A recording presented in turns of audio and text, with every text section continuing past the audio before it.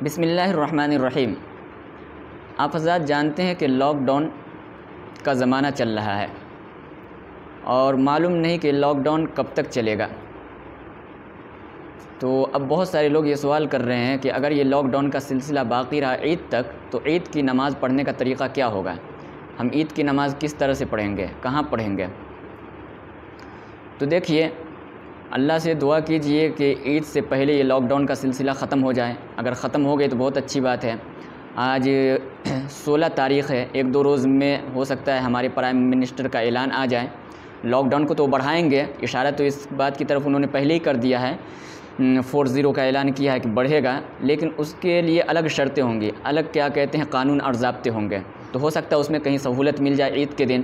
تو اگر سہولت مل گئی تو بہت اچھی بات ہے، عید کی نماز ہم عیدگاہ کے اندر ادا کریں گے یا مساجد کے اندر ادا کی جائے گی۔ اگر خدا نخواستہ لاک ڈاؤن عید کے بعد تک چلتا رہا اور عید کی نماز کے لیے بھی ان کی طرف سے سہولت نہیں ملی، باضابطے پابندی رہے، تو عید کی نماز کا طریقہ یہ ہوگا کہ مساجد کے اندر جو 5 آدمیوں کو نماز پڑھنے کی اجازت ہے، شروع سے اجازت آ رہی ہے، تو وہی 4-5 حضرات کیا کہتے ہیں مساجد کے اندر نماز پڑھیں گے۔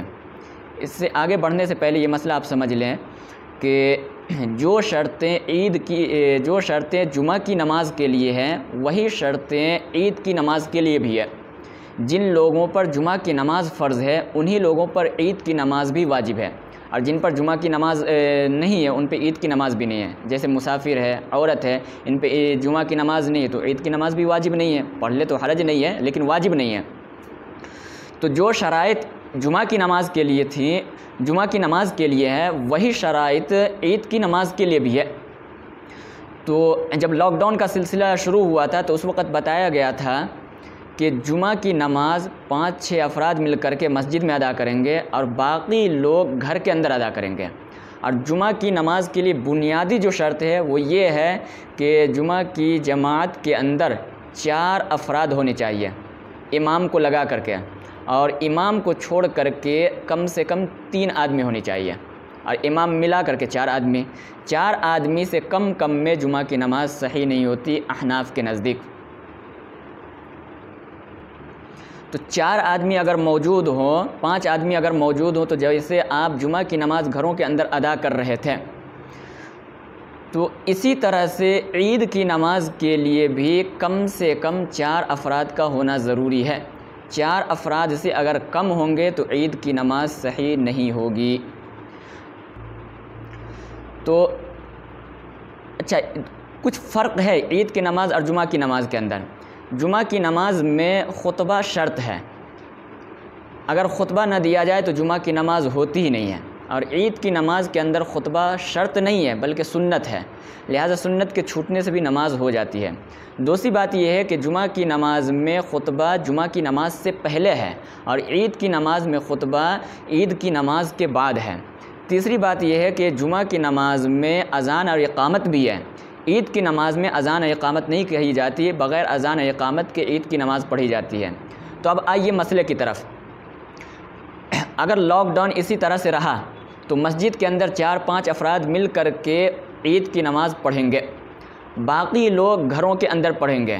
گھروں کے اندر پڑھنے کی ترتیب یہ ہوگی کہ جس گھر کے اندر 4 یا 5 افراد جمع ہو جائیں اور وہ ان میں سے کوئی آدمی عید کی نماز پڑھانے کا طریقہ جانتا ہو، نماز اچھی طرح سے پڑھا سکتا ہے، خطبہ بھی دے سکتا ہے، تو 4-5 افراد مل کر کے گھروں کے اندر بھی عید کی نماز جماعت کے ساتھ پڑھیں گے۔ اور اگر کہیں پہ 4 افراد ہیں، نماز پڑھا سکتے ہیں لیکن خطبہ نہیں دے سکتے، یہ بات یاد رکھیں کہ خطبہ کا زبانی دینا ضروری نہیں ہے۔ خطبہ اگر زبانی یاد ہے تو زبانی دے دیجئے، اگر زبانی یاد نہیں ہے تو کاغذ پہ لکھ کر کے چلے جائیں، ان کو دیکھ کر کے دے دیجئے، یا موبائل میں دیکھ کر کے خطبہ دے دے تو بھی ٹھیک ہے۔ تو اگر 4 آدمی موجود ہوں، نماز پڑھانے والا شخص بھی ہے، اچھی طرح سے نماز پڑھا سکتا ہے، خطبہ بھی دے سکتا ہے، تو یہ لوگ عید کی نماز گھروں کے اندر پڑھیں گے۔ اور اگر کہیں پہ کوئی شخص ایسا ہے کہ نماز تو پڑھا سکتا ہے لیکن خطبہ نہیں دے سکتا ہے، اور وہاں پہ 4 افراد موجود ہیں، تو یہ لوگ بھی عید کی نماز ہی جماعت کے ساتھ پڑھیں گے، اور خطبہ دینے کی ضرورت نہیں ہے، کیونکہ خطبہ عید کی نماز میں سنت ہے، سنت کے چھوٹنے سے بھی نماز ہو جاتی ہے، لہٰذا بغیر خطبے کے بھی ان لوگوں کی عید کی نماز ہو جائے گی۔ اور اگر بالفرض کہیں پہ 4 افراد سے کم ہیں، 2 افراد ہیں یا 3 افراد ہیں، 4 افراد پورے نہیں ہو رہے ہیں، یا 4 افراد پورے ہو رہے ہیں، 5 افراد پورے ہو رہے ہیں، لیکن ان میں سارے لوگ اتنے ان پڑھ ہیں کہ نماز صحیح سے پڑھانا ہی نہیں جانتے ہیں، کوئی آدمی نماز نہیں پڑھا سکتا، تو اب ایسے لوگ جہاں پہ کیا کہتے ہیں جماعت کی کوئی شکل نہ بن سکے، یا تو آدمی کم ہو اس کی وجہ سے، یا آدمی ہے لیکن نماز ہی پڑھانا کوئی نہیں جانتا ہے، تو اب ایسے لوگ پھر عید کی نماز نہیں پڑھیں گے۔ ان لوگوں کو چاہیے کہ عید کے دن اپنے گھروں میں چاشت کی 4 رکعت نماز پڑھیں، یہ لوگ چاشت کی نماز پڑھیں گے۔ اب چاشت کی نماز یہ 4 رکعت جو پڑھیں گے، اس کی 2 شکل ہے، چاہے تو ایک ہی سلام سے 4 رکعت پڑھیں، اور اگر چاہے تو 2 رکعت کر کے 2 سلام سے 4 رکعت پڑھیں۔